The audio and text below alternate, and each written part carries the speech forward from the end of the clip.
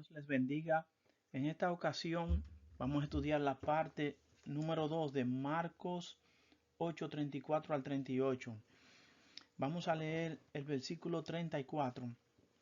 Dice, y llamando a la gente y a sus discípulos les dijo, si alguno quiere venir en pos de mí, niéguese a sí mismo y tome su cruz y sígame. En la primera parte estuvimos hablando de lo que significa tomar la cruz. En esta ocasión vamos a hablar de lo que significa negarse a sí mismo. Si no has escuchado la primera parte, yo te invito a que lo hagas para que puedas entender el cuadro completo. Vamos a estudiar qué significa negarte a ti mismo. Negarse a sí mismo, en términos sencillos, es negarte a hacer algo que a ti te gusta hacer, pero que tú sabes que es pecado y que desagrada a Dios. Eso es negarte a ti mismo. Digamos que dentro de cada ser humano hay una fuerza interna que lo incita a hacer cosas que desagradan a Dios. Ahora, la pregunta es, ¿qué es esa fuerza dentro del ser humano que lo incita a hacer lo desagradable ante Dios? Y segundo, ¿cómo se neutraliza esa fuerza? Vamos primero a orar. Padre Santo, en el nombre de Jesús, te damos gracias por todas las cosas, Señor. Y te pedimos en esta ocasión que nos ayude a entender con la ayuda del Espíritu Santo qué significa negarse a sí mismo. ¿Por qué es tan importante? En el nombre de Jesús te lo pedimos. Amén. El apóstol Pablo dice en el libro de Romanos 7, 14 al 20, porque sabemos que la ley es espiritual. Le está hablando de la ley de Moisés. Dice que es espiritual. El Señor Jesús dice en Mateo 23, 23, hablándole a los escribas y fariseos, les dice que ellos se olvidaron de lo más importante de la ley, que era la justicia, misericordia y la fe. Ellos se olvidaron de estas tres cosas. En otras palabras, ellos pusieron más atención a los ritos y ceremonias de la ley que al espíritu de la ley. Esto constituye el espíritu de la ley. Por eso ellos tuvieron tanto problema, porque no entendieron el espíritu de la ley. En la ley estaba escondida la misericordia, la justicia y la fe. Pero prestaron atención a los ritos y ceremonias más que a esto. Entonces dice que la ley es espiritual, mas el apóstol dice yo soy carnal, vendido al pecado. En el libro de Gálatas capítulo 5, habla del espíritu, del fruto del espíritu y de las obras de la carne. El fruto del espíritu menciona 9 que son amor, gozo, paz, paciencia, benignidad, bondad, fe, mansedumbre, templanza. Y las obras de la carne son muchas. Menciona adulterio, esto está en Gálatas capítulo 5, los versículos 16 en adelante. Las obras de la carne menciona, por ejemplo, adulterio, fornicación, inmundicia, lascivia, orgías. O sea, pecados sexuales fuera del matrimonio son una obra de la carne.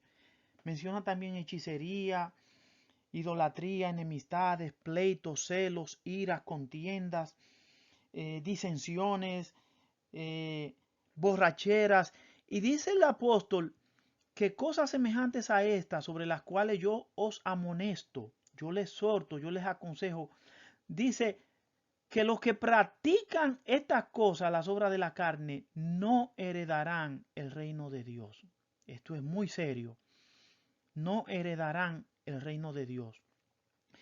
Dice en Romanos capítulo 8, versículo 7 en adelante, 7 y 8, dice que los designios de la carne son enemistad contra Dios. Y dice, porque no se sujetan a la ley de Dios ni tampoco pueden. Y los que viven según la carne no pueden agradar a Dios. Los que viven según la carne no pueden agradar a Dios porque no, aunque quieran agradar a Dios, no pueden. Porque hay una enemistad entre la carne y el espíritu. Estos dos siempre están en guerra. No hay reconciliación. Hay una guerra entre la carne y el espíritu. Y dice Pablo, yo soy carnal, yo fui vendido al pecado.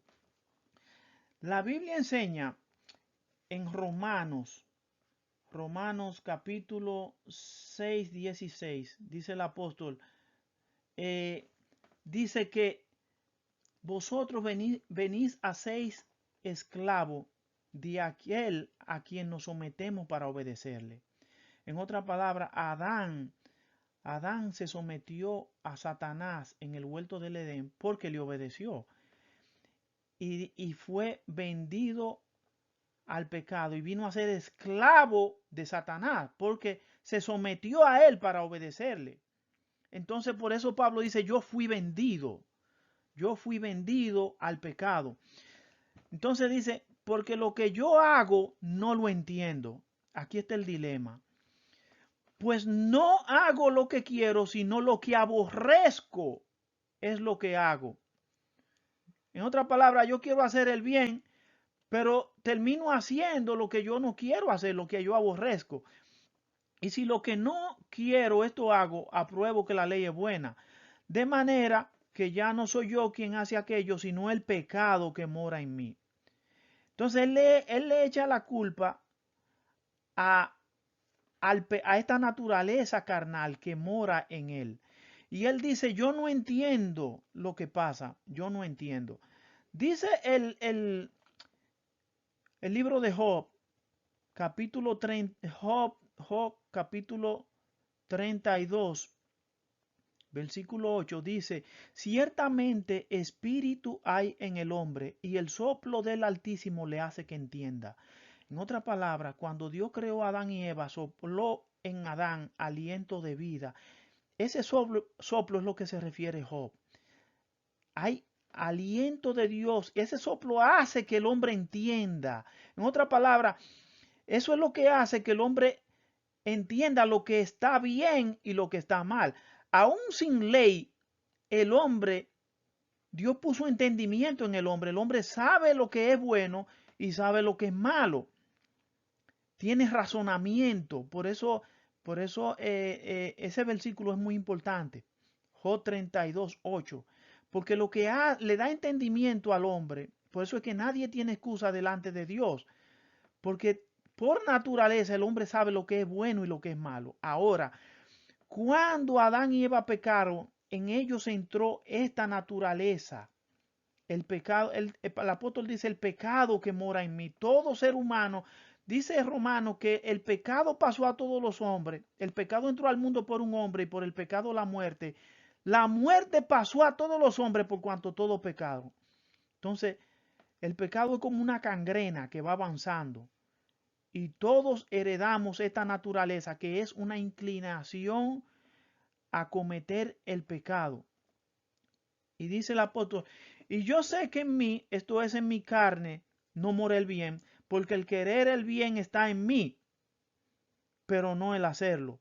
Porque no hago el bien que quiero, sino el mal que no quiero, eso hago. Y si hago lo que no quiero, ya no lo hago yo, sino el pecado que mora en mí. Él le echa la culpa a la naturaleza pecaminosa que está en él. Eso está en todo ser humano. En todo ser humano. Esto es tan terrible que esto afectó no solamente al hombre, sino toda la creación. Toda la creación. Romanos capítulo 19, versículo 22 en adelante, dice que la creación, todas las cosas creadas, gime a una y a una está con dolores de parto, esperando la restauración de todas las cosas. Porque dice que la creación fue sometida a vanidad. Vanidad es cuando algo no funciona como estuvo originalmente diseñada para que funcione. La naturaleza no estaba sujeta a decaer. sino que con el pecado todas las cosas decaen, todas las cosas se van deshaciendo y la naturaleza espera la manifestación gloriosa de los hijos de Dios porque sabe que en ese entonces llegará la restauración de todas las cosas. O sea que el pecado es tan terrible que no solamente afectó al hombre, sino la creación de todas las cosas. Ahora, la pregunta es, ¿cómo nosotros neutralizamos esta naturaleza carnal? ¿Cómo? Esa es la pregunta. El apóstol Pablo continúa diciendo en el verso 21, así que queriendo yo hacer el bien, hallo esta ley que el mal está en mí, porque según el hombre interior me deleito en la ley de Dios. El hombre interior quiere hacer el bien, el hombre interior se deleita en la ley de Dios.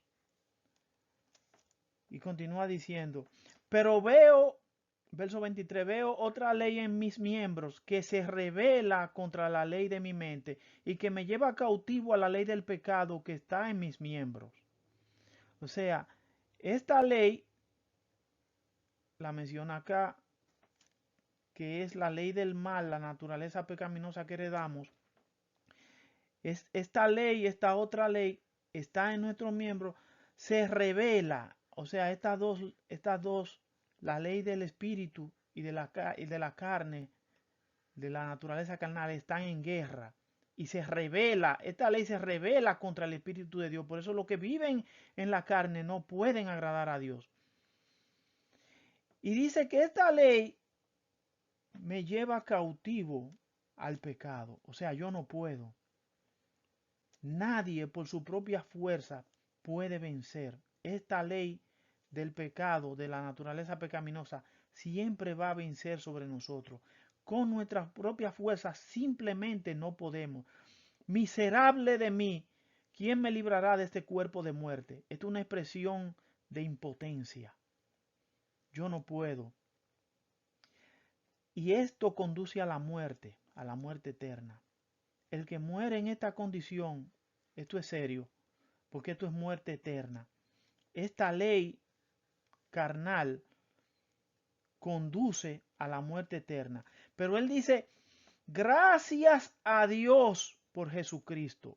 La única forma que podemos vencer esa naturaleza pecaminosa, negarnos a nosotros mismos, es a través de nuestro Señor Jesucristo.